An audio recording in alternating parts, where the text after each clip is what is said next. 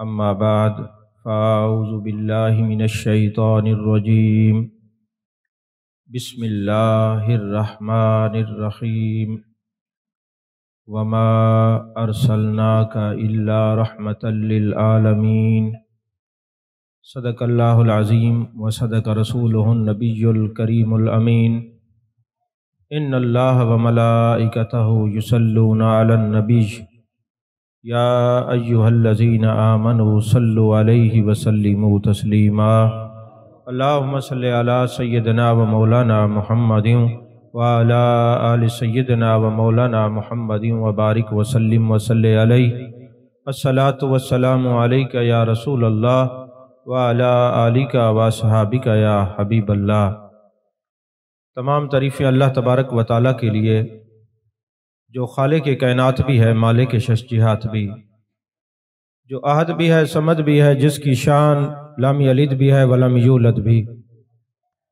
لا تعداد ہدیہ درود و سلام بارگاہ سید الانام، شفیع رحمت، والی امت، شاہ خوباں، جان جانا، شہنشاہ حسینہ، سید سروراں، سیاہ لا مکاں، تتیمہ دوراں، سرخیل زہرہ جمالاں، رازدان ما اوہا، شاہد ما طغا، صاحب علم نشرہ، معصوم آمنہ، احمد مجتبیٰ، حضرت محمد مصطفیٰ صلی اللہ علیہ وآلہ وصحبہ وبارک وسلم کی دربار ناز میں اپنی عقیدتوں، ارادتوں، محبتوں کا خراج پیش کرنے کے بعد صدر محفل، حسن محفل، جان محفل،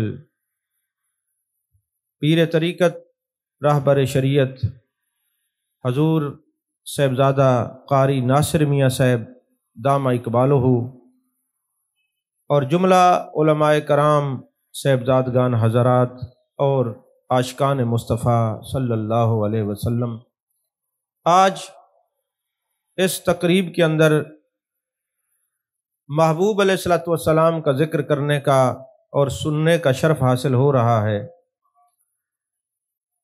آپ کے سامنے جس آیت کو سرنامہ سخن بنانے کا شرف حاصل کیا ہے، یہ آیت ہر عاشق کے دل پر کندہ ہے۔ ہر عاشق اس آیت مبارکہ کو یاد کیے ہوئے ہے، ہر عاشق کو یہ آیت یاد ہے۔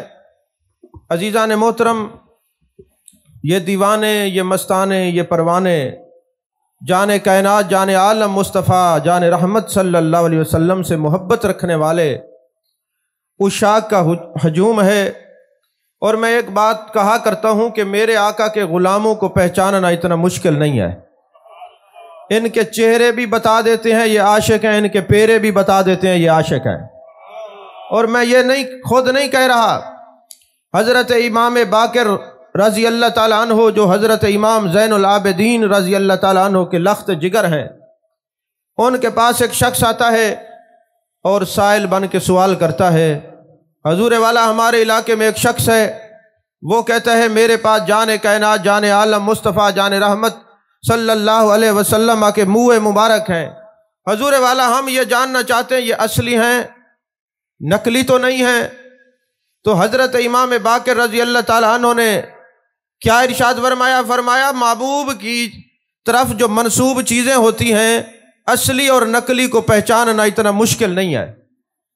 جہاں پر وہ منہ مبارک رکھے ہوئے ہیں مجھے لے چلیے، کیونکہ آپ نے یہ سبق دیا کہ جہاں جان کائنات، جان عالم مصطفیٰ، جان رحمت صلی اللہ علیہ وسلم سے منسوب چیزیں ہوتی ہیں یا منسوب نسبتیں ہوتی ہیں، وہ اپنی مرضی سے آئیں تو سبحان اللہ، ورنہ ان کو بلایا نہیں جاتا بلکہ ان کے پاس زیارت کے لیے جایا جاتا ہے۔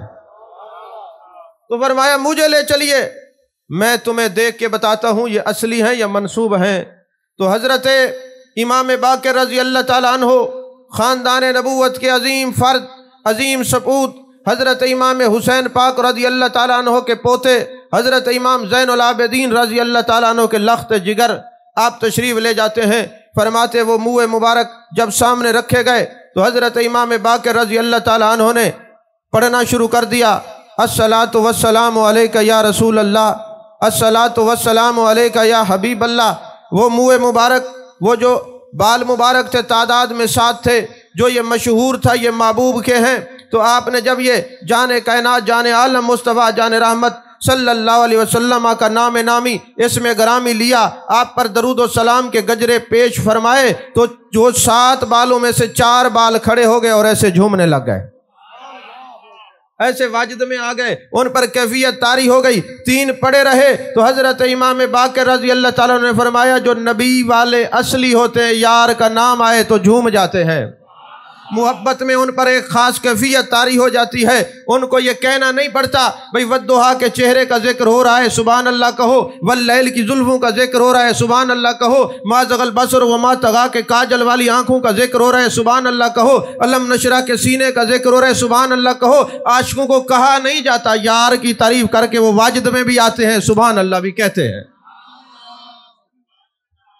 अजीज़ान मोहतरम, हज़रत इमाम बाक़िर रज़ी अल्लाह ताला अन्हु ने फरमाया, ये जो यार का नाम आते ही खड़े हो गए हैं, झूमने लग गए हैं, ये असली हैं। और ये जो 3 पड़े हुए हैं, यार का नाम आते ही कोई इन पर जुम्बश नहीं आई, ये मंसूब ज़रूर हैं, असली नहीं है। असली वही होते हैं सरकार वाले, नाम आता है तो ज़रा झूम जाते हैं, उनके दिल की कैफियत बदल जाती हैं, उनके चेहरे से हुस्न झलकता हुआ नज़र आता है। तो हुजूर वाला वमा अरसलनाका इल्ला रहमतल लिल आलमीन, महबूब हमने आपको सारे जहानों के लिए रहमत बनाकर भेजा, ये सादा तर्जमा है। उलमा तशरीफ़ फरमाए, मैं कोशिश करूँगा बिल्कुल आसान से आसान गुफ्तगू करूँ ताकि तमाम दोस्त समझ सकें। वमा अरसलनाका इल्ला रहमतल लिल आलमीन, माँ जो है ये नाफी है, वमा अरसलनाका और नहीं भेजा आपको, इल्ला रहमतल लिल आलमीन मगर आपको सारे जहानों के लिए रहमत बना के भेजा है। याद रखिए, असूल है कि जब अरबी के अंदर पहले नफ़ी हो फिर असबात हो तो हसर का कायदा बनता है। इसको नावी हसर कहते हैं, मुतकल्लिमीन कसर कहते हैं। हसर का कानून और कायदा बनता है। मैं यूं आसान करके समझाऊं, आप हजरात ने देखा होगा कुछ लोग वज़ाइफ करते हैं, वो कहते हैं यार जब ये मैं वजीफ़ा पढ़ता हूँ ना अपने गिर्द हिसार खींच लेता हूँ। यार तू हिसार क्यों खींचता है? कहते हैं इसलिए कि कोई और इसमें आ न सके, जिसके गिर्द हिसार है वो अकेला ही रहे और कोई और ना हो।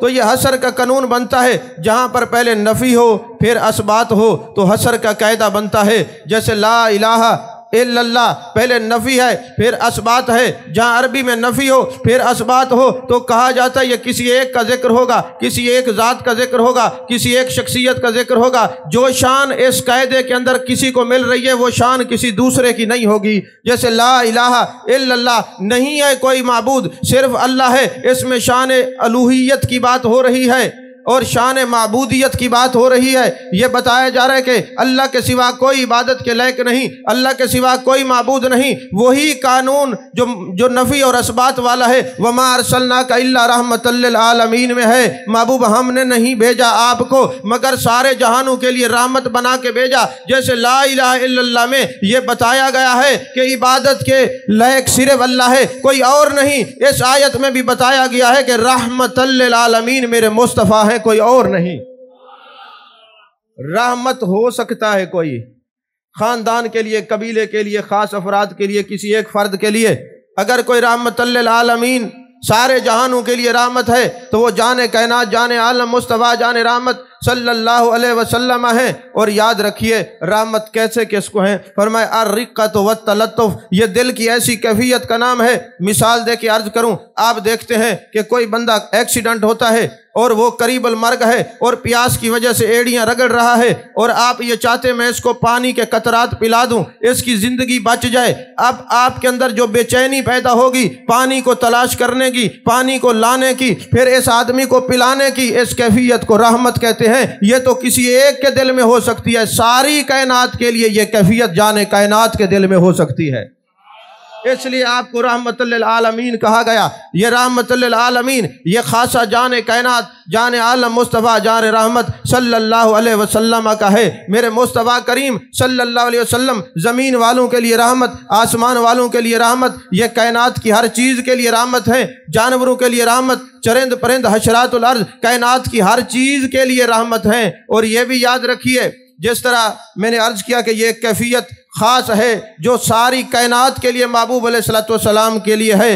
امام مقدسی نے لکھا کہ کسی ایک کی جان بچانے کی کیفیت کو آپ رحمت کہہ سکتے ہیں، اور سارے دنیا کے انسانوں کا ایمان بچانے کی کیفیت صرف مصطفیٰ کی ہے کہ سارے کلمہ پڑھ کے یہ جنتی ہو جائیں۔ فرمایا وما ارسلناک الا رحمۃ للعالمین۔ اور یہ بھی یاد رکھیں، رحمت اگر مصدر ہو تو اس کا جو اسم فاعل ہوتا ہے وہ راحم ہوتا ہے، اور حضور غزالی زماں رحمت اللہ علیہ فرماتے ہیں جو راحم ہوتا ہے ان کے لیے 4 چیزوں کا پایا جانا ضروری ہے، مگر وہ اگر یہ 4 چیزیں نہ ہوں تو وہ راحم کہلا نہیں سکتا۔ راحم کے لیے پہلی شرط یہ ہے جو راحم ہو وہ زندہ ہو۔ توجہ ہے آپ کی؟ جو راحم ہو وہ زندہ ہو۔ دوسری شرط یہ ہے جو راحم ہو وہ قریب ہو، اور تیسری شرط یہ ہے کہ جو راحم ہو اس کو پتہ ہو کہ میں نے رحمت کہاں کرنی ہے، اور چوتھی شرط یہ ہے جو راحم ہو وہ رحمت کرنے کی طاقت بھی رکھتا ہو۔ اگر یہ 4 چیزیں پائی جائیں گی تو راحم ہوگا، جو راحم ہوگا وہی رحمت ہوگا، اور میرے مصطفیٰ کریم رحمت للعالمین ہیں۔ اگر کوئی کہے میں مصطفیٰ کریم صلی اللہ علیہ وسلم کو رحمت للعالمین مانتا ہوں مگر جان کائنات کے لیے رحم کی یہ شرائط نہ مانے، تو اس نے زبان سے تو یہ آیت پڑھی ہے، دل سے وہی پڑھتا ہے جو مصطفیٰ کریم کو راحم مان کے 4 شرائط کا پایا جانا بھی جان کائنات کے اندر اس کو مانتا ہے۔ میرے مصطفیٰ کریم صلی اللہ علیہ وسلم وہ ہیں، فرمایا راحم کے لیے 4 شرائط۔ پہلی شرط یہ ہے جو راحم ہو وہ زندہ ہو۔ توجہ ہے آپ کی؟ میں یہ نہیں کہتا سبحان اللہ کہیں، پر یہ بھی کہوں گا کہ سو نہ جائے، سامنے دیکھتے تو مجھے رہنا۔ یہ سامنے بیٹھ کے مراقبے نہیں ہوتے۔ یقین کریں جب سے ہم سوئے ہیں تو گستاخ پیدا ہوئے ہیں، اگر ہم جاگتے رہتے تو گستاخ نہ ہوتے۔ یہ علماء پرانے تشریف فرمائے یہ گواہی دیں گے، پہلے زمانے میں جب ماں دودھ پلاتی تھی نا تو مصطفیٰ جان رحمت کی لوریاں پڑھ کے دودھ پلاتی تھی، وضو کر کے قرآن پاک کے ترانے پڑھ کے دودھ پلایا کرتی تھی۔ اب جب بچہ روتا ہے تو ماں کیا کہتی ہے؟ این موئے کو کھیر پلاؤ مرے سمے۔ اب نیت یہ ہوتی ہے سلانے کی، پھر ایسے سوئے ہیں کہ پھر یہ نہیں کہ ودھا کے چہرے کا ذکر سن کے ذرا حشاش بشاش ہو جائے، واللیل کی زلفوں والے محبوب کا ذکر سن کے حشاش بشاش ہو جائے۔ جاگتے رہیں، ہوش رکھیں، دیکھتے رہیں سامنے، آپ سے مخاطب ہو۔ آپ سو جائیں گے تو پھر یاد رکھیے جو بندہ سو جائے اس کو تو سلام کرنا جائز نہیں، تو تقریر سنانا کیسے جائز ہوگا؟ عزیزان محترم یاد رکھیے وما ارسلناک الا رحمۃ للعالمین۔ رحمت اگر مصدر ہو تو اس میں فاعل راحم ہے۔ راحم کے لیے 4 چیزوں کا پایا جانا ضروری ہے۔ پہلے جو راحم ہو وہ کیا ہو؟ زندہ ہو۔ دوسرا جو راحم ہو وہ قریب ہو۔ تیسرا جو ہے جو راحم ہو اس کو رحمت کرنے کی طاقت ہو۔ چوتھی شرط یہ جو راحم ہو اس کو پتہ ہو یہ رحمت کہاں کرنی ہے۔ یہ 4 باتیں ہیں، ان 4 باتوں پہ تھوڑی تھوڑی گفتگو کریں گے۔ عزیزان محترم میرے آقا کریم صلی اللہ علیہ وسلم کے غلاموں یاد رکھیے، میرے آقا کریم صلی اللہ علیہ وسلم کی امت کے شہداء کے بارے میں اللہ تعالیٰ نے فرمایا وَلَا تَقُولُوا لِمَنْ يُقْتَلُ فِي سَبِيلِ اللَّهِ أَمْوَاتٌ بَلْ أَحْيَاءٌ وَلَٰكِن لَا تَشْعُرُونَ۔ جو اللہ کے راستے میں قتل ہو گیا، بل احیاء وہ زندہ ہے، وَلَٰكِن لَا تَشْعُرُونَ تمہیں شعور نہیں ہے، وہ زندہ ہے تمہیں شعور نہیں ہے۔ یاد رکھیے اب جو اللہ کے راستے میں قتل ہوا، پہلے تو اس نے کلمہ پڑھا، مسلمان ہوا، پھر جان کائنات صلی اللہ علیہ وسلم سے وفا کی، وفا کرنے کے بعد میدان جنگ میں گیا، پھر شہید ہو گیا۔ شہید جب ہوا تو اللہ تبارک و تعالیٰ نے قرآن کی آیت بنا دی، فرمایا وَلَا تَقُولُوا لِمَنْ يُقْتَلُ فِي سَبِيلِ اللَّهِ أَمْوَاتٌ۔ جو اللہ کے راستے میں قتل ہو جائے، جس کو موت آ جائے، بل احیاء وہ زندہ ہے، وَلَٰكِن لَا تَشْعُرُونَ تمہیں اس بات کا شعور نہیں۔ کوئی کہے ہم نے دیکھا اس کی گردن کٹ گئی، ہم نے دیکھا خون ختم ہو گیا، ہم نے دیکھا جسم کے اعضاء ٹکڑے ٹکڑے ہو گئے، اللہ فرماتے بل احیاء پھر بھی زندہ ہے، کیونکہ ہماری قدرت تمہارے شعور کی پابند نہیں ہے۔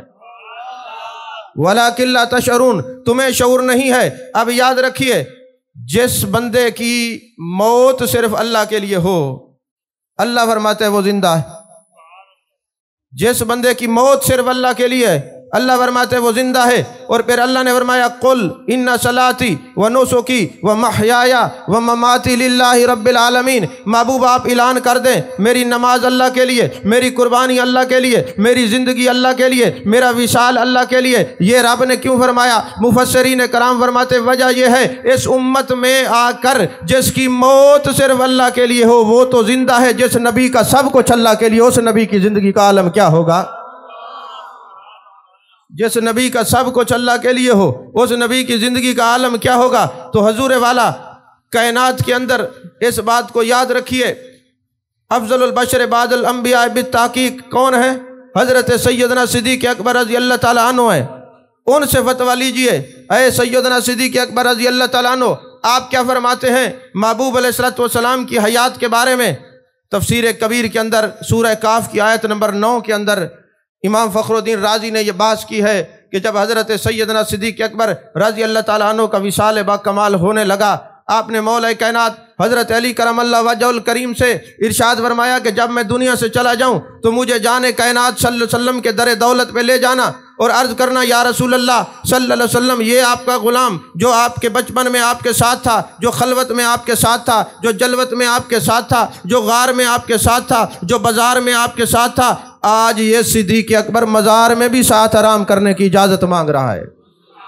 تو اور اگر میرے آقا علیہ السلام اجازت دے دیں تو پھر مجھے مزار مقدسہ میں سپرد الہ اور سپرد رسول کر دینا۔ اب صدیق اکبر رضی اللہ تعالیٰ عنہ دنیا سے جا رہے ہیں، پر اس امت کو عقیدہ حیات النبی پڑھا کے جا رہے ہیں کہ میں دنیا سے جا رہا ہوں تو میں تمہیں یہ بتا کے جا رہا ہوں، اگرچہ میں دنیا سے جا رہا ہوں مگر وہاں مزار کے اندر آرام کرنے کی اجازت جان کائنات جان عالم مصطفیٰ جان رحمت صلی اللہ علیہ وسلم سے مانگی جا رہی ہے۔ اور پھر مولا کائنات حضرت علی کرم اللہ وجہ الکریم خود حضرت صدیق اکبر رضی اللہ تعالیٰ عنہ کے جسم مبارکہ کو لے جاتے ہیں اور مزار مقدسہ پہ کھڑے ہوتے ہیں، اور امام فخر الدین رازی لکھتے ہیں، یاد رکھو وہاں پر صرف صدیق اکبر رضی اللہ تعالیٰ کا جسم اور مولا علی اکیلے نہیں تھے، وہاں فاروق اعظم بھی کھڑے تھے، عثمان غنی بھی کھڑے تھے، عشرہ مبشرہ لوگ بھی صحابہ بھی کھڑے تھے، اور بھی کتنا صحابہ کا انبوہ کثیر تھا۔ جب مولا کائنات عرض کر رہے تھے، یا رسول اللہ یہ آپ کا یار جو بازار میں بھی ساتھ تھا، جو خلوت میں بھی ساتھ تھا، جو جلوت میں بھی ساتھ تھا، آج مزار میں آرام کرنے کی اجازت مانگ رہا ہے، تو سب کا خاموشی سے کھڑا ہو جانا یہ حیات النبی کے عقیدے پر اجماع ہے میرے مصطفیٰ کریم کے صحابہ کا۔ توجہ ہے آپ کی؟ یہ اجماع ہے میرے مصطفیٰ کریم صلی اللہ علیہ وسلم کے صحابہ کا۔ اور پھر چشم ولک نے دیکھا کہ جب حضرت مولا کائنات حضرت علی کرم اللہ وجہ الکریم نے یہ بات ارشاد فرمائی تو دروازہ کھلا اور ایک ہی آواز آئی، ایک یار کو دوسرے یار کے پاس پہنچا دو، ایک دوست کو دوسرے دوست کے پاس پہنچا دو۔ اور یاد رکھیے حضرت سیدنا صدیق اکبر رضی اللہ تعالیٰ عنہ کے عقیدے سے حضرت فاروق اعظم رضی اللہ تعالیٰ عنہ کا عقیدہ جدا نہیں ہے۔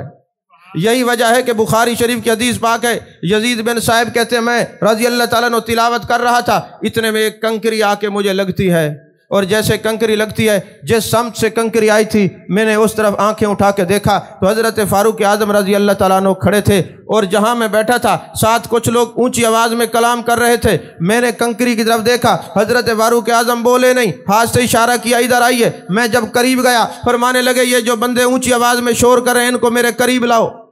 فرماتے جب میں قریب لے گیا تو آپ نے فرمایا اونچی آواز میں شور کر رہے ہو، تم نے قرآن نہیں پڑھا، یا ایھا الذین آمنوا لا ترفعوا اصواتکم فوق صوت النبی، تم نے قرآن نہیں پڑھا۔ انہوں نے کہا حضور ہم بحر کے رہنے والے ہیں، مدینے کے رہنے والے نہیں۔ آپ نے فرمایا تم نے محبوب کے آرام کا خیال نہیں کیا، اگر مدینے کے ہوتے میں تمہیں سبق سکھاتا کہ مصطفیٰ کی بارگاہ میں اونچی آواز میں کلام نہیں کیا جاتا۔ اور حضرت عثمان غنی کا نظریہ، ہاں یہ بھی یاد رکھے، ازالت الخفا کے اندر حضرت شاہ ولی اللہ محدث دہلوی علیہ الرحمہ نے ایک بات لکھی ہے، فرمایا جب زمانہ حضرت فاروق اعظم رضی اللہ تعالیٰ عنہ کا تھا نا، ایک دن حضرت مولا کائنات حضرت علی کرم اللہ وجہ الکریم اپنے گھر میں آرام فرما رہے ہیں، خواب دیکھتے ہیں کہ جان کائنات جان عالم مصطفیٰ جان رحمت صلی اللہ علیہ وسلم کا دیدار ہوتا ہے، اور آپ صبح کی نماز پڑھاتے ہیں، نماز فجر کے اندر صورتیں جو تلاوت کرتے ہیں، پھر نماز ختم ہو جاتی ہے، میرے مصطفیٰ کریم صلی اللہ علیہ وسلم تمام صحابہ کی طرف منہ اپنا والضحیٰ کا چہرہ مبارکہ کر کے بیٹھ جاتے ہیں، قبلہ کی طرف پشت ہوتی ہے، اور اتنے میں ایک شخص آتا ہے کھجور کا ٹوکرا پیش کرتا ہے، اور میرے آقا فرماتے ہیں علی کھڑے ہو جائیے، اس کو تقسیم کیجئے۔ میں تقسیم کرتا ہوں، پھر میرے آقا کریم صلی اللہ علیہ وسلم مجھے ایک کھجور عطا فرماتے ہیں، جب میری آنکھ کھلتی ہے میرے منہ میں وہ کھجور موجود تھی۔ یاد رکھیے بخاری شریف میں یہ حدیث ہے، من رانی فی المنام فسیرانی فی الیقظہ او کما قال علیہ السلام، میرے آقا نے فرمایا جس نے مجھے خواب میں دیکھا ان قریب وہ جاگتے ہوئے بھی دیکھے گا۔ اس حدیث پر عاشقان مصطفیٰ صلی اللہ علیہ وسلم نے کئی کتابیں لکھی اور یہ بتایا کہ جس آدمی کو خواب میں زیارت ہو اس کو ساتھ مبارک بھی ہو، وہ اس وقت تک مرے گا نہیں جب تک جان کائنات کا جاگتے ہوئے دیدار نہیں کرے گا، کیونکہ میرے مصطفیٰ کریم نے فرمایا الشیطان لا یتمثل بی، شیطان میری مثل نہیں بن سکتا۔ شیطان بھی مثل نہیں بن سکتا، جو مثلیت کا دعویٰ کرتے ہیں ہم اس کو کیا کہیں؟ الشیطان لا یتمثل بی۔ یاد رکھیے میرے آقا کریم صلی اللہ علیہ وسلم کے غلاموں، حضرت مولا علی فرماتے ہیں کہ زمانہ حضرت فاروق اعظم رضی اللہ تعالیٰ عنہ کا ہے، جیسے میں گیا جس طرح میرے آقا کریم صلی اللہ علیہ وسلم نماز پڑھانے کے لیے تشریف لائے، حضرت فاروق اعظم بھی اسی طرح تشریف لائے۔ جو صورتیں خواب میں میرے آقا کریم صلی اللہ علیہ وسلم نے پڑھی، حضرت فاروق اعظم نے بھی وہی پڑھی، جس ادا اور جس انداز سے محبوب جلوہ گر تھے، اسی طرح حضرت فاروق اعظم بھی اسی طرح جلوہ گر ہو گئے۔ جس کو خواب میں دیکھا تھا کہ وہ ٹوکرا کھجور کا لے کے آیا ہے، وہ بندہ آ جاتا ہے، حضرت فاروق اعظم مسکراتے ہیں، فرماتے میرے پیارے بھائی علی کھڑے ہو جائیے، اس کو تقسیم کیجئے۔ میں تقسیم کرتا ہوں، جب تقسیم کر لیتا ہوں ایک کھجور مجھے حضرت فاروق اعظم رضی اللہ تعالیٰ عنہ میرے منہ میں محبت سے ڈالتے ہیں، میں وہ کھاتا ہوں، جب ختم ہو جاتی ہے تو میں نے عرض کیا ہے فاروق اعظم رضی اللہ تعالیٰ عنہ مجھے اور کھجور دیجئے۔ آپ مسکرائے، فرمایا رات محبوب نے 2 دی ہوتی تو فاروق اعظم بھی تجھے 2 دیتا، رات تو سرکار نے 1 عطا فرمائی ہے۔ اب یہ کنیکشن دیکھیں جان کائنات، جان عالم مصطفیٰ جان رحمت صلی اللہ علیہ وسلم کا اپنے صحابہ کے ساتھ، امت کے ساتھ کیسا گہرا تعلق ہے۔ پھر حضرت عثمان غنی رضی اللہ تعالیٰ عنہ کا بھی نظریہ حیات النبی سے کوئی جدا نہیں، وہی عقیدہ ہے جو شیخین کریمین کا ہے۔ جب حضرت عثمان غنی رضی اللہ تعالیٰ عنہ کو بلوائیوں اور مصریوں نے مقید رکھا، آپ کا 40 دن تک آپ کو پانی نہیں دیا جاتا تھا، حضرت عبداللہ بن سلام فرماتے ہیں میں دیوار پھلانگ کے گیا، میں نے کہا عثمان غنی آپ کے لیے پانی لاؤں؟ فرمایا اب ضرورت نہیں ہے، صبح محبوب علیہ السلام کا دیدار ہوا، ید اللہ والے ہاتھوں سے مجھے ٹھنڈا پانی پلایا ہے، اور فرمایا ایسے روزہ رکھ لو، افطاری آئے عثمان غنی ہمارے پاس کریں گے۔ اور پھر اسی دن حضرت عثمان غنی رضی اللہ تعالیٰ عنہ کی شہادت ہو گئی۔ اور مولا کائنات حضرت علی کرم اللہ وجہ الکریم فرماتے ہیں جب حضرت سیدنا صدیق اکبر رضی اللہ تعالیٰ عنہ کو ہم نے سپرد الہ اور سپرد رسول صلی اللہ علیہ وسلم کیا، آپ کی قبر پہ میں موجود تھا، میرے اوپر ایک بین النوم والیقظہ کی ایک ایسی کیفیت طاری ہو گئی، مجھے لگتا تھا کہ ایک عجیب کیفیت ہے۔ میں نے سر کی آنکھوں سے جان کائنات جان عالم مصطفیٰ جان رحمت صلی اللہ علیہ وسلم کو دیکھا، میرے آقا دعا فرما رہے تھے اے اللہ یہ صدیق تیری بارگاہ میں بڑا مقبول ہے، اس کے وسیلے سے میری امت میں جتنے بوڑھے ہیں سب کی بخشش فرما دے۔ عزیزان محترم، یہ تو خلفائے راشدین کا عقیدہ ہے۔ اس سے ذرا پہلے چلیے، البدایہ والنہایہ کے اندر یہ بات موجود ہے، تمام مکاتب فکر کے علماء نے اس کو لکھا۔ حضور غزالی زمان رحمۃ اللہ نے مقالات کاظمی میں بھی یہ بات لکھی ہے کہ حضرت دانیال علیہ السلام دعا کیا کرتے تھے میرے مالک مجھے جان کائنات صلی اللہ علیہ وسلم کی امت کے اندر تخلیق فرما دے، پیدا فرما دے۔ اب وہ دعائیں امت میں بنا دے، امتی بنا دے، یہ دعا کرتے رہے۔ ایک دن یہ دعا مانگی کہ یا رب العالمین مجھے اس وقت تک میرے جسم انبیاء کا سلامتی رہتا ہے، الانبیاء احیاء فی قبورہم یصلون، سارے نبی اپنی قبروں میں زندہ ہیں اور نماز پڑھتے ہیں۔ تو حضرت دانیہ علیہ السلام نے دعا کی میرے مالک میری یہ خواہش یہ ہے امت محمدیہ میں سے کوئی بندہ مجھے غسل دے، مجھے کفن پہنائے اور پھر مجھے مزار کے اندر رکھا جائے۔ اب یہ دعا قبول ہوئی۔ اب دعا کب مانگی؟ اب مختلف روایات ہیں، 1000 2000 4000 100 سال تک حضرت دانیہ علیہ السلام اور میرے آقا علیہ السلام کا زمانہ مختلف لوگوں نے لکھا ہے، چلے کم از کم 1000 سال بھی مان لیا جائے۔ تو حضرت دانیہ علیہ السلام نے دعا مانگی اے اللہ میرے جسم کو سلامت اس وقت تک رکھنا جب تک انبیاء کا جسم ویسے سلامت ہوتا ہے، ظاہری طور پہ اس حال میں رکھنا کہ امت محمدی آ کے مجھے غسل دے، مجھے کفن پہنائے اور مجھے سپرد الہ کیا جائے، مزار میں رکھا جائے۔ اب حضرت دانیہ علیہ السلام نے نہ جانے کب دعا مانگی ہوگی، مگر میرے مصطفیٰ کریم صلی اللہ علیہ وسلم حضرت فاروق اعظم رضی اللہ تعالیٰ عنہ کو سامنے بٹھا کر فرما رہے ہیں اے عمر فاروق موصل جب فتح ہوگا وہاں ایک تستر ایک محلہ ہے، وہاں پر میرے بھائی دانیہ علیہ السلام کا جسم رکھا ہوا ہے، ذرا خیال کرنا وہ اللہ کے نبی ہیں، جس کو بھیجنا بتانا کہ ادب کریں وہ اللہ کے نبی ہیں۔ تو حضرت دانیہ علیہ السلام کے بارے میں محبوب نے فرمایا اب البدایہ و النہایہ والے ابن کثیر لکھتے ہیں میں محو حیرت ہوں، حضرت صدیق اکبر رضی اللہ تعالیٰ عنہ کو محبوب نے نہیں فرمایا، حضرت فاروق اعظم کو کیوں فرمایا؟ فرمایا اس لیے نگاہ نبوت دیکھ رہی تھی کہ موصل فتح ہی حضرت فاروق اعظم رضی اللہ تعالیٰ عنہ کے زمانے میں ہوگا، آپ کے دور میں ہوگا۔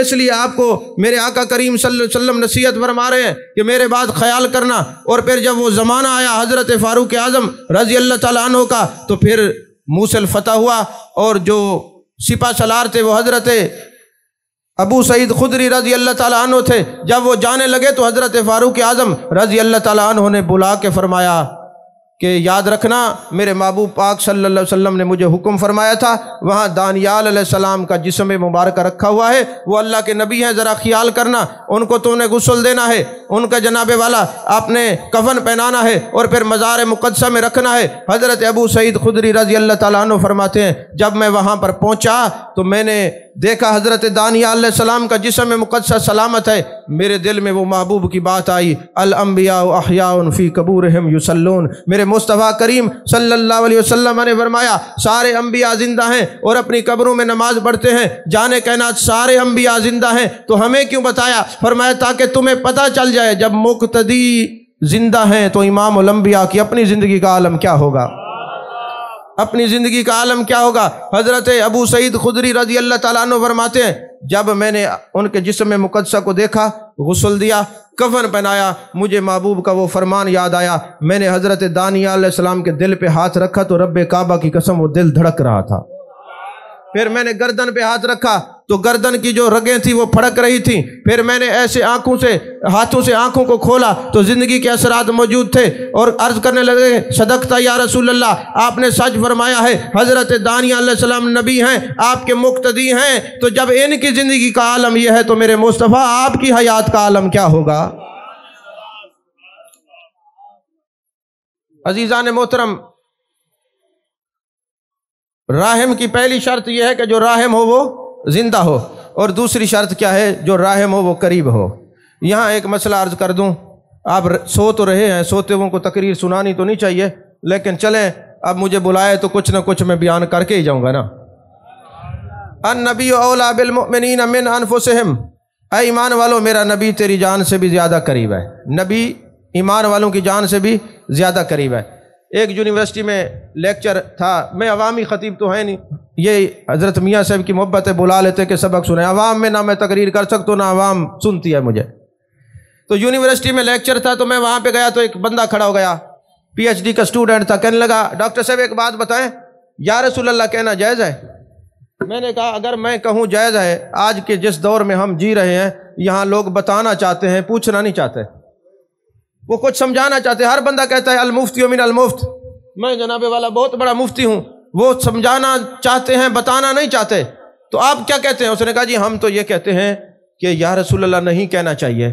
میں نے کہا آپ نے جب اعتراض کیا ہے تو عدم جواز کی کوئی دلیل تو پیش کریں۔ اس نے کہا جی اللہ نے قرآن میں فرمایا نحن اقرب الیہ من حبل الورید، میں تمہاری شارک سے زیادہ قریب ہوں، تو لہٰذا جب اللہ قریب ہے تو جو قریب ہے اس کو تو یا کہہ سکتے ہیں، اور ہم تو لاہور پنجاب یونیورسٹی میں ہیں اور جانے کائنات مدینہ میں جلوہ گر ہیں، گنبد خضرا میں آرام فرما رہے ہیں، تو پھر یا رسول اللہ کہنا یہ سمجھ سے باہر ہے۔ میں نے کہا آپ نے یہ قرب اور بود کی جو تقسیم کی ہے آپ یہ بتائیں، آپ نے درس نظامی کی ہے؟ کہنے لگے جی میں فلاں مدرسے سے پڑھا ہوں۔ میں نے کہا اگر آپ پڑھے ہوتے تو آپ کو یہ پتہ ہوتا، ہم تو اپنے بچوں کو یاد کرواتے، بھائی بتاؤ حروف ندا کتنے ہیں؟ وہ کہتے جی 5 ہیں، ایا حیا اے حمزہ مفتوحہ اور یا، ایا حیا دور کے لیے ہے، اے حمزہ مفتوحہ قریب کے لیے، یا دور والے کے لیے بھی ہے، متوسط فاصلے کے لیے بھی ہے، اور قریب کے لیے بھی ہے۔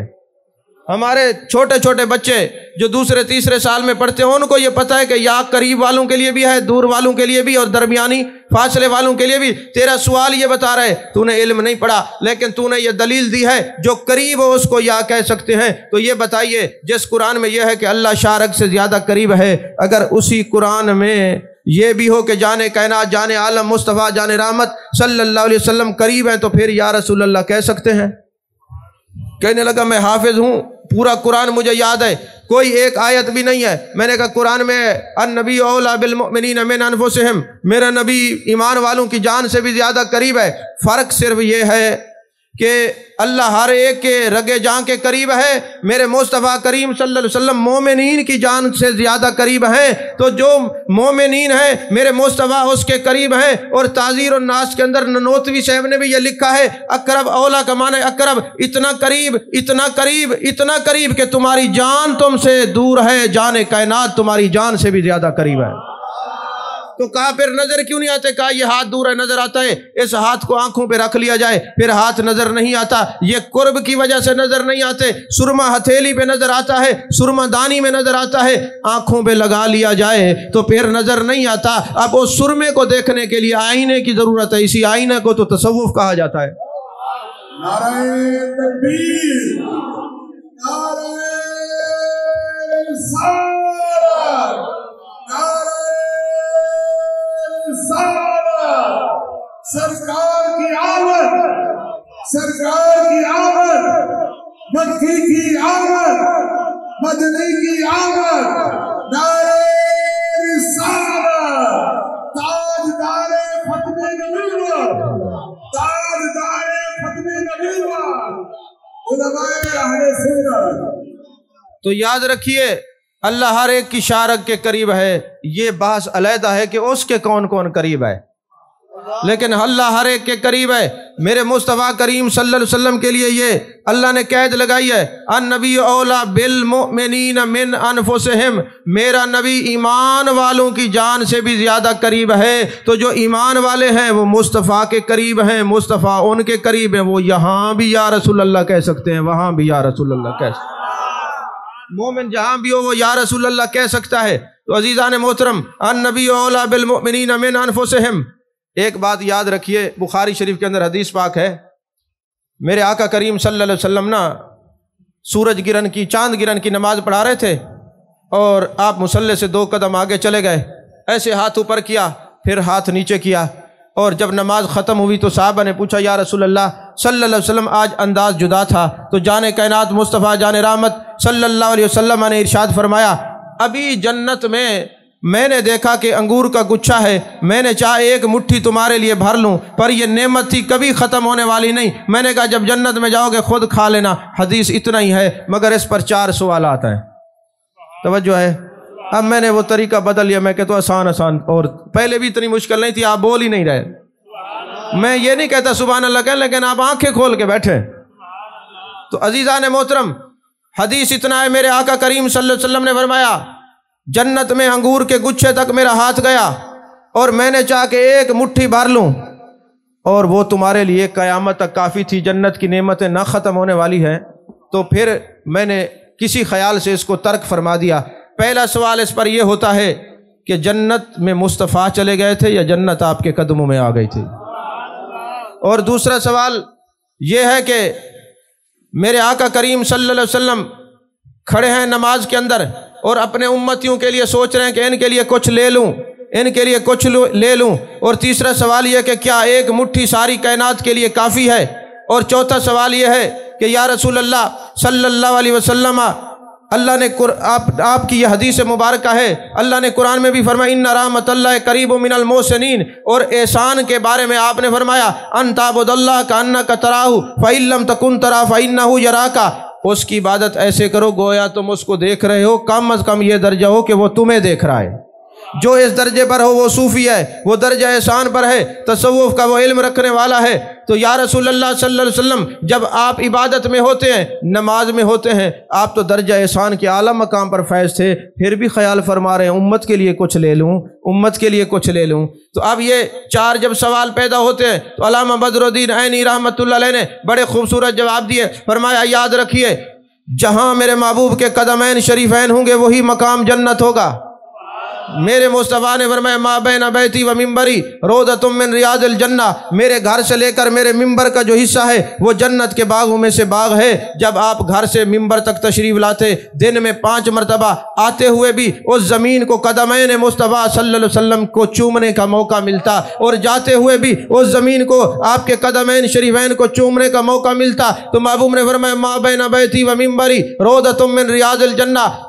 اب جنت کے 2 معنی ہیں، ایک وہ کہ جنت کا معنی ہے کہ جہاں پر بندہ مہمان ہو، خدا میزبان، اور دوسرا معنی یہ جنت اس مقام کو کہتے ہیں جہاں پہ زندگی ہی زندگی ہو، موت نہ ہو۔ فرمایا ما بین بیتی و منبری روضۃ من ریاض الجنہ۔ علامہ عبد الرحمن سمودی کہتے ہیں یہ ریاض الجنہ اس لیے بھی ہے کہ امتیوں کو بتایا جائے اے امتیوں جب جان کائنات کی زیارت کے لیے آ رہے ہو سمجھ لو تمہارا نبی جنت میں، اور جنت میں موت نہیں، تم ایک زندہ نبی کی زیارت کے لیے جا رہے ہو۔ تو زندہ ہے واللہ، تو زندہ ہے واللہ، میری چشم عالم سے چھپ جانے والے۔ تو عزیزان محترم، فرمایا قبر المؤمن روضۃ من ریاض الجنہ، مومن کی قبر جنت کے باغوں میں سے باغ ہے، مگر کب ہے؟ جب میرے آقا کی زیارت اور پہچان وہ کر لے، فرشتوں سے وہ کامیاب ہو جائے۔ جب پوچھا جائے ما کنت تقول فی ھذا الرجل، پھر وہ جنت کا لباس، جنت کا بسترا، جنت کی کھڑکی کھول دی جاتی ہے اگر اس کا عقیدہ اچھا ہے۔ تو جس قبر میں محبوب کے قدمین آ جائیں وہ ریاض الجنہ، جس گھر میں محبوب کی جلوہ گری ہو وہ مقام ریاض الجنہ۔ تو محبوب جہاں پہ کھڑے ہیں جنت آپ سے دور نہیں۔ اچھا، قرآن پاک میں یہ ہے کہ جنت 7ویں آسمان پہ سدرۃ المنتہا کے قریب ہے۔ ایک میں آپ سے سوال کرتا ہوں، میرے آقا علیہ الصلوۃ والسلام کے مقام کو سمجھیے۔ میرے آقا علیہ الصلوۃ والسلام کھڑے مسجد میں ہیں، آپ نے ایسے ہاتھ کیا، جنت میں انگور کے گچھے تک آپ کا ہاتھ پہنچا۔ سائنسدان کہتے ہیں یہ جو سورج ہے نا یہاں سے 9.5 کروڑ میل کے فاصلے پر ہے۔ 20 کروڑ تک بھی سائنسدانوں نے، یہ فزکس کیمسٹری والوں نے جو ہے نا سائنسدانوں نے اس کا بیان کیا ہے۔ چلو کم از کم 9.5 کروڑ میل کے فاصلے پر بھی سورج ہو تو آپ مجھے یہ بتائیں کہ جب کوئی بندہ زمین پہ کھڑا ہوتا ہے سورج کو دیکھتا ہے تو سورج نظر آتا ہے؟ آپ کو نظر آتا ہے؟ بندہ نابینا نہ ہو، آنکھیں ہیں تو سورج تو نظر آتا ہے؟ بولیے تو صحیح یار ہے۔ تو بندہ زمین پر کھڑا ہو جب وہ اوپر دیکھتا ہے تو 9.5 کروڑ میل کے فاصلے پر سورج نظر آتا ہے۔ ہمارے علاقے میں نظر آتا ہے، ادھر پتہ نہیں نظر آتا ہے کہ نہیں آتا۔ 9.5 کروڑ میل کے فاصلے پہ جب آپ دیکھتے ہیں آپ کو سورج نظر آتا ہے؟ اور یار بولو تو صحیح۔ میاں صاحب یہ نہیں بولتے، پتہ نہیں ایسے تقریر سنتے ہیں یہ۔ مجھے تو بڑا بتایا گیا تھا کہ بڑا ذوق اور جذبہ، یہ تو سو گئے جیسے تقریر شروع ہوئی۔ چلو خطیب تو سو جائیں، آپ کیوں سوتے ہیں؟ آپ تو جاگتے رہیں۔ نہیں مجلس میں خطیب بیٹھے، آپ کی بات نہیں کر رہا، خطیب تو سو جائیں۔ اچھا، اصل میں نا جی میرے پاس تو نہ عمرے کا ٹکٹ ہے نہ جنت کا ٹکٹ ہے، میں کہوں ہاتھ کھڑے کرو یا زور سے سبحان اللہ کرو۔ توجہ ہے آپ کی؟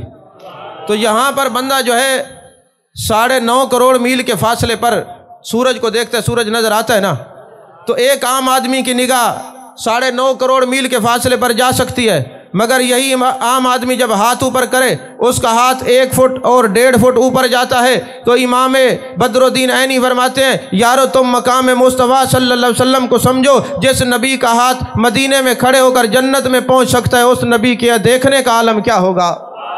میرے محبوب پاک صلی اللہ علیہ وسلم کے آنکھوں کے دیکھنے کا عالم کیا ہوگا؟ اور محبوب آپ نے فرمایا یہ ایک مٹھی جو ہے میں بھر لوں تو کافی ہے۔ فرمایا واللہ یؤتی وانما انا قاسم، اس میں فعل متعدی ہے۔ میرے آقا کریم صلی اللہ علیہ وسلم کو کے در سے مسلمانوں کو، مومنین کو ملتا ہے۔ فرمایا یہ پورا رزق، پوری کائنات کا رزق جانے کائنات صلی اللہ علیہ وسلم کی ایک مٹھی بنتی ہے۔ اور پھر آخری سوال، یا رسول اللہ صلی اللہ علیہ وسلم آپ کھڑے مقام احسان پر ہیں اور امت کے بارے میں سوچ رہے ہیں، یا رسول اللہ اس کی وجہ کیا ہے؟ میرے آقا علیہ الصلوۃ والسلام کے نگاہ علم میں تھا کل کو لوگ اپنی کتابیں لکھیں گے اور اس میں لکھیں گے جان کائنات، جان عالم مصطفیٰ، جان رحمت صلی اللہ علیہ وسلم کا نماز میں خیال آ جائے تو نماز نہیں ہوتی۔ تو میں اپنے امتیوں کو بتا دوں کہ جب تمہارا نبی نماز میں کھڑا ہو امت کا خیال آ جائے، نماز نہیں ٹوٹتی، تو امتی کو مصطفیٰ کا خیال آئے گا، کیسے نماز ٹوٹ سکتی ہے؟ القول البدیع کے اندر نا ایک حدیث پاک علامہ سخاوی علیہ رحمہ نے لکھی ہے، فرماتے جب قیامت کا دن ہوگا نا تو ایک آدمی کے لیے جہنم کا حکم ہوگا اور فرشتے اس کو گھسیٹ کے جہنم میں لے کے جا رہے ہوں گے، تو حضرت آدم علیہ السلام دیکھیں گے اور جا کے فرشتوں کو کہیں گے رک جائیے، یہ میرے آقا کریم صلی اللہ علیہ وسلم کا امتی ہے، اور وہ کہیں گے اللہ کا چونکہ حکم ہے، اور پھر حضرت آدم علیہ السلام جان کائنات، جان عالم مصطفیٰ، جان رحمت صلی اللہ علیہ وسلم کی بارگاہ ناز میں آئیں گے اور فرمائیں گے کہ اے میرے پیارے محمد صلی اللہ علیہ وسلم، اے امام الانبیاء، اے امام المرسلین، آپ کے امتی کو فرشتے گھسیٹ کر جہنم میں لے کے جا رہے ہیں۔ اور میرے آقا کریم صلی اللہ علیہ وسلم وہاں پر تشریف لائیں گے اور فرشتوں کو کہیں گے ان کو دوبارہ مقام میزان پر لے جائیے اور دوبارہ ان کے اعمال کا وزن کیجئے۔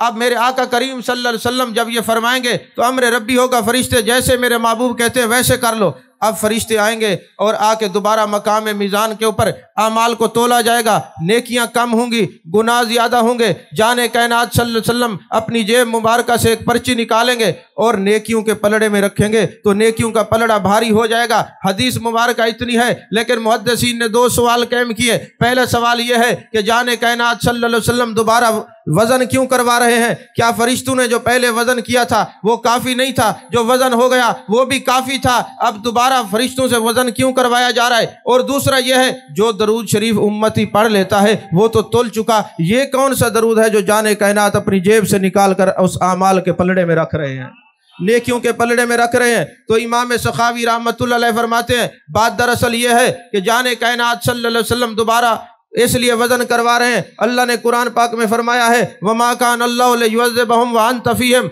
محبوب جہاں آپ جلوہ گر ہوں گے وہاں عذاب نہیں ہوگا۔ یہ وزن اس لیے کروایا جا رہا ہے اب میں کھڑا ہوں کم بھی ہو گیا تو جہنم کا حکم نہیں ہوگا کیونکہ اس کا قانون ہے، محبوب جہاں آپ ہوں گے میرا عذاب نہیں ہوگا۔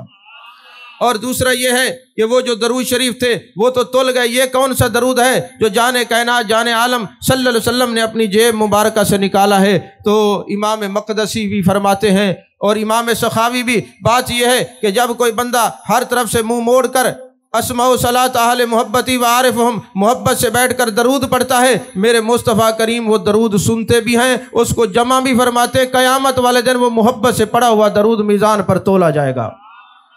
تو عزیزان محترم، راحم کے لیے دوسری شرط یہ تھی قریب ہو، اور تیسری شرط یہ ہے کہ پتہ بھی ہو کس جگہ رحمت کرنی ہے۔ معجم الکبیر کے اندر حدیث پاک ہے، ایک راجز چلتا ہے، ہجرت کرتا ہے جان کائنات جان عالم مصطفیٰ جان رحمت صلی اللہ علیہ وسلم کی بارگاہ میں اور آپ کی خدمت کے لیے۔ حضرت میمونہ رضی اللہ تعالیٰ عنہ فرماتی ہیں میرے گھر میں جان کائنات صلی اللہ علیہ وسلم تشریف فرما تھے، تہجد کے وقت وضو فرما رہے تھے، میرے آقا نے فرمایا لبیکا نصرتا لبیکا نصرتا، میں حاضر ہوں تیری مدد کر دی گئی، میں حاضر ہوں تیری مدد کر دی گئی۔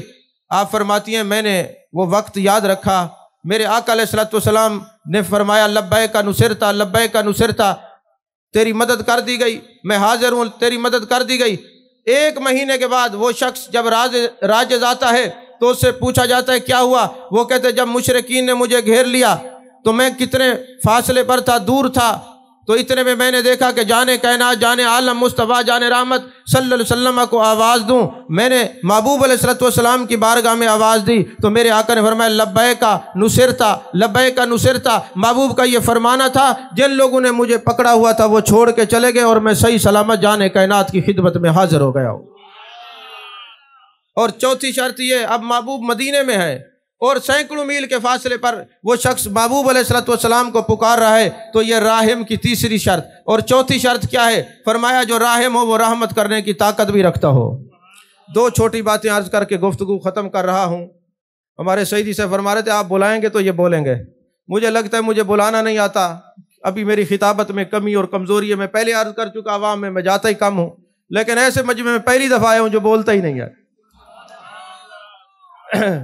تو عزیزان محترم، حضرت علامہ یوسف بن اسماعیل نبہانی رحمۃ اللہ علیہ فرماتے ہیں کہ جان کائنات جان عالم مصطفیٰ جان رحمت صلی اللہ علیہ وسلم کے یہ جو راحم کے لیے چوتھی شرط ہے کہ پتہ ہو کس جگہ رحمت کرنی ہے اور رحمت کی طاقت بھی رکھتے ہوں۔ طاقت پر 2 باتیں انہوں نے لکھی ہیں، ایک بات یہ ہے وہ فرماتے ہیں ابن نعمان نامی ایک شخص جو اپنے زمانے کا بہت بڑا محدث تھا، شیخ الحدیث تھا، وہ سارا دن محبوب علیہ الصلوۃ والسلام کی حدیث کی خدمت کرتا۔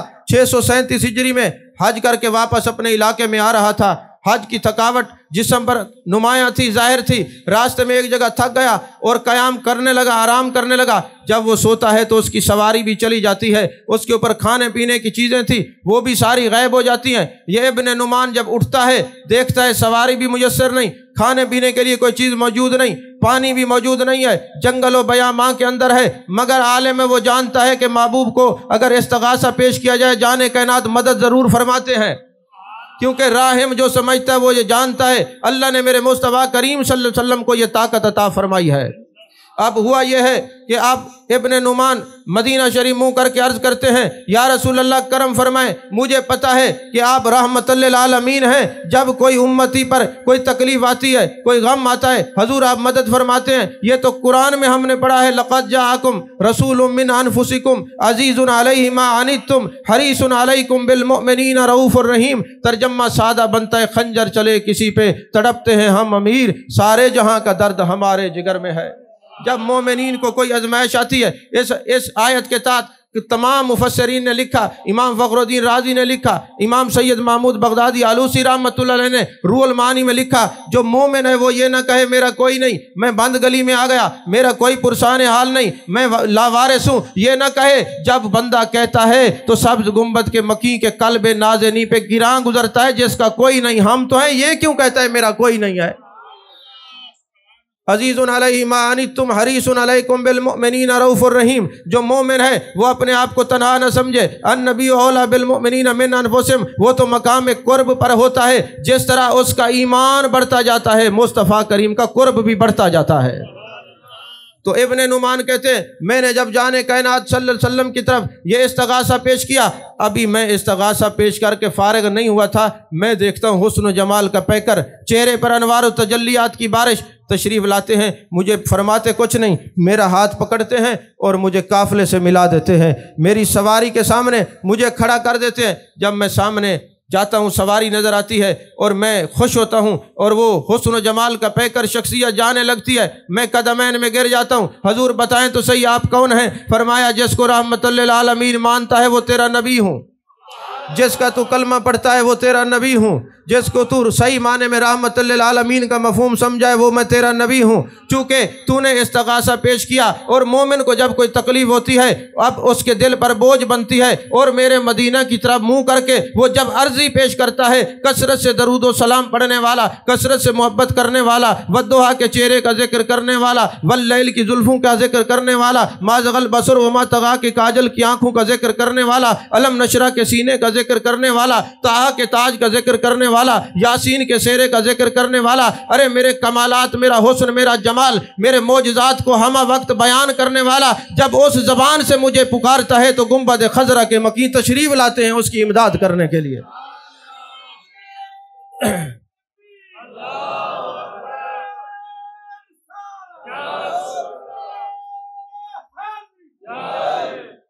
تو جان کائنات صلی اللہ علیہ وسلم تشریف لاتے ہیں، فرمایا ابن نعمان تجھے پتہ نہیں میں تیرا نبی ہوں جس کا تو کلمہ پڑھتا ہے، چونکہ تو نے رحمت للعالمین کا صحیح مفہوم سمجھا ہے اس لیے ہم چل کے تیری امداد کرنے کے لیے آئے ہیں۔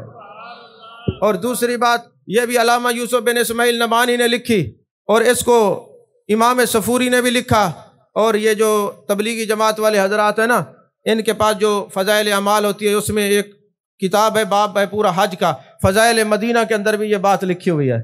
یہ قریب کا حوالہ بھی دے دوں نا، جو کتابیں نہیں ملتی وہ تو نہیں ملتی، جو ملتی ہے اس میں تو آپ دیکھ سکتے ہیں نا۔ تو اس کے اندر وہ لکھتے ہیں، مولوی زکریا صاحب کیا لکھتے ہیں، کہتے ہیں کہ میرے آقا علیہ الصلوۃ والسلام کو پتہ ہوتا ہے کہ کہاں میں نے مدد کرنی ہے، رحمت کرنی ہے، اور رحمت کی طاقت بھی آپ رکھتے ہیں۔ انہوں نے ایک بات لکھی کہ ایک حاجی حج کرنے کے لیے جاتا ہے، جیسے ہماری یہ رواج ہے اور عادت بھی، اور اچھی عادتیں ہونی بھی چاہیے، جب کوئی عمرے پہ جاتا ہے یا حج کرنے کے لیے ہم کہتے ہیں یار جب جانا تو جانے کائنات کی بارگاہ میں ہمارا سلام عرض کرنا، شیخین کریمین کی بارگاہ میں سلام عرض کرنا، جنت البقیع میں سیدہ طیبہ طاہرہ عابدہ عالمہ فاضلہ کاملہ خاتون جنت سلام اللہ علیہ کی بارگاہ میں عرضی ضرور پیش کرنا، صدیقہ کائنات سیدہ طیبہ ام المومن حضرت عائشہ صدیقہ رضی اللہ تعالیٰ عنہ کی بارگاہ میں سلام عرض کرنا، حضرت عثمان ذو النورین کی بارگاہ میں سلام عرض کرنا، کہتے ہیں نا۔ تو ایک صاحب بڑے عاشق تھے، وہ کہنے لگے یار جب جانا نا تو میرے آقا علیہ الصلوۃ والسلام کے مواجہ شریف پہ کھڑے ہو کر سلام پیش کرنا،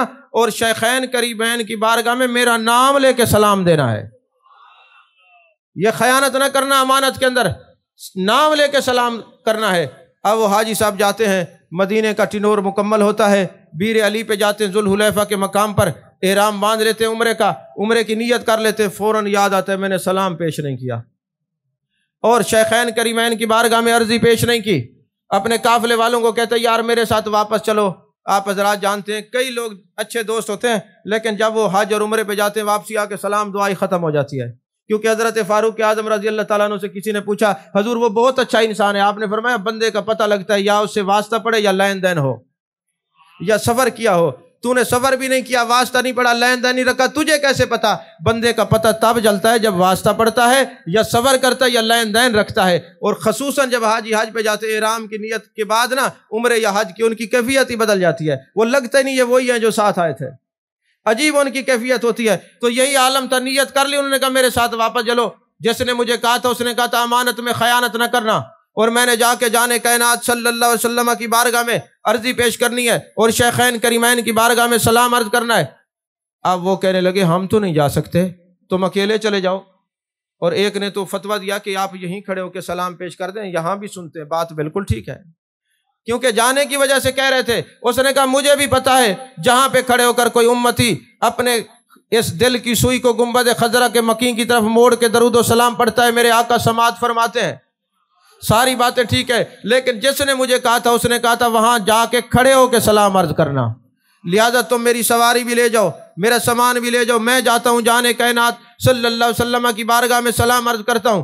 وہ واپس جاتا ہے اور جا کے شیخین کریمین کی بارگاہ میں بھی سلام پیش کرتا ہے، محبوب علیہ الصلوۃ والسلام کی خدمت اقدس میں بھی درود و سلام کے گجرے پیش کر کے ریاض الجنہ میں آ کے بیٹھ جاتا ہے، آنکھوں سے آنسو بہاتا ہے۔ جب آنسو گرتے ہیں نا، مولانا روم نے کہا یہ جو آنکھیں ہیں نا، آنکھیں یہ چھپر کی مانند ہیں، چھپر کی مانند۔ آپ نے دیکھا ہوگا کہ دیہاتوں کے اندر اگر لوگ نا پرندے پکڑنے کی کوشش کریں نا تو ایک چھپر کے نیچے ایک لکڑ پھنسا دیتے ہیں اور دانہ ڈال دیتے ہیں، جب کوئی پرندہ اس کے نیچے آتا ہے تو لکڑی کھینچ دیتے ہیں، وہ جو چھپرا ہوتا ہے نا وہ ٹوکرا، اس کے نیچے پرندہ مقید ہو جاتا ہے۔ تو مولانا روم نے کہا یہ جو آنکھیں ہیں نا اس کے اوپر جو یہ پپوٹے ہیں یہ چھپر کی مانند کیوں ہیں؟ اگر غور کرو تو وہ کہتے ہیں یہ دو دروازے ہیں اپنے محبوب کو اندر دل تک لے جانے کے، یہ آنکھیں دو دروازے ہیں اپنے محبوب کو اپنے دل کے اندر تک لے جانے کے۔ اور اگر کوئی بندہ اپنے محبوب کو یعنی اس دل بھر کو دل تک لے جانا چاہتا ہے تو اس آنکھوں کو کھول کر مدینے کی طرف منہ کر کے جس طرح وہ شکاری دانے ڈالتے ہیں تو شکار آ کے مقید ہوتا ہے، کہا اپنے یار کو اپنی طرف متوجہ کرنے کے لیے آنسو کا دانہ ڈالیں۔ مجھ میں ہی کمی ہے جو بار بار روئیں، ورنہ وہ تو بلا لیں جو ایک بار روئیں۔ کہ یہ جو آنسو کا تم دانہ ڈالو گے تو محبوب اس آنکھوں سے تمہیں نظر آئے گا، محبوب کا حسن جلوہ جانا تمہاری آنکھوں میں نظر آئے گا، پھر آنکھوں کے رستے سے یہ دل کے اندر دل بھر کا ڈیرا ہوگا، سویرا ہوگا۔ جیسے ایک عاشق رسول مدینے جاتا ہے نا، وہ جا کے دیکھتا ہے کہ محبوب علیہ الصلوۃ والسلام کا روضہ بائیں طرف ہے، منبر کے بائیں طرف ہے۔ عاشق تھا، عاشق کو سوائے محبوب کے کچھ نظر نہیں آتا، وہ ہر وقت یار کی بات کرتا ہے، یار کی بات سنتا ہے، دل پر ایک کیفیت تاری ہوئی، یار یہ منبر سے بائیں طرف محبوب کا روضہ کیوں ہے؟ رات کو وہ بیٹھا ہوا ابھی رو رہا ہے اور میرے آقا نے زیارت کرائی، فرمایا میرے عاشق صادق اتنی دور سے آنے والے، تیرے دل پر یہ ناگوار گزرا کہ میرا روضہ بائیں طرف کیوں ہے؟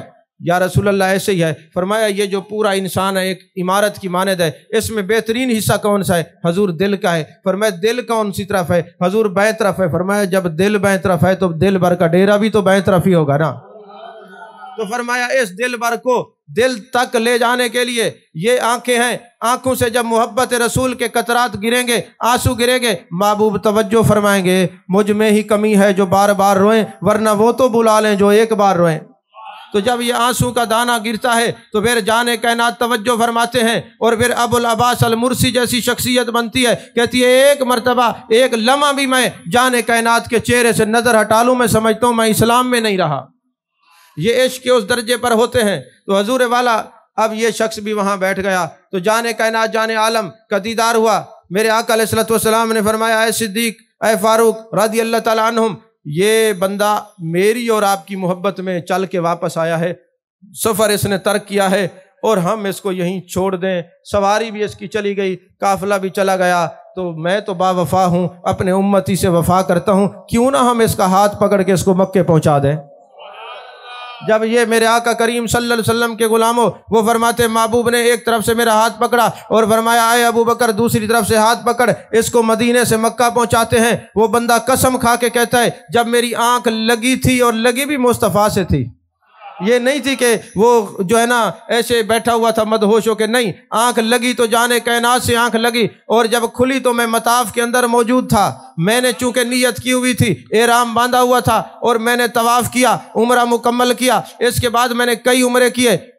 8 دن کے بعد میری سواری اور قافلے والے آتے ہیں، وہ پوچھتے تو کیسے پہنچا؟ میں نے کہا تم نے تکیہ کیا ہے سواری پر یا سوار پر، اور میں نے تکیہ کیا ہے مدینہ کے تاجدار پر۔ میرے مصطفیٰ کریم چونکہ رحمت للعالمین ہیں، آپ جانتے ہیں کس وقت کس پر رحمت کرنی ہے۔ میں نے ریاض الجنہ میں بیٹھ کر محبوب سے عرض کی، میرے مصطفیٰ نے ہاتھ پکڑ کے مدینے سے مجھے مکے پہنچا دیا۔ عزیزان محترم، جب بندہ کوئی صدق دل سے محبوب علیہ الصلوۃ والسلام سے محبت کرتا ہے، اور میرے آقا کریم ابن کریم ہیں، پھر وہ اپنے امتی کو تنہا نہیں چھوڑتے۔ تو یہ یاد رکھیے، رحمت للعالمین کا مفہوم صحیح یہی ہے۔ رحمت مصدر ہے، راحم اسم فاعل ہے، اور اس کے لیے ان چیزوں کا پایا جانا ضروری ہے۔ جو ان ساری چیزوں کو مانتا ہے اس نے صحیح معنی میں رحمت کو سمجھا ہے، اور جو رحمت کو سمجھتا ہے وہ رحمت للعالمین کی شان کو سمجھتا ہے۔ اللہ میری حاضری قبول فرمائے، آمین، وآخر دعوانا ان الحمد للہ رب العالمین۔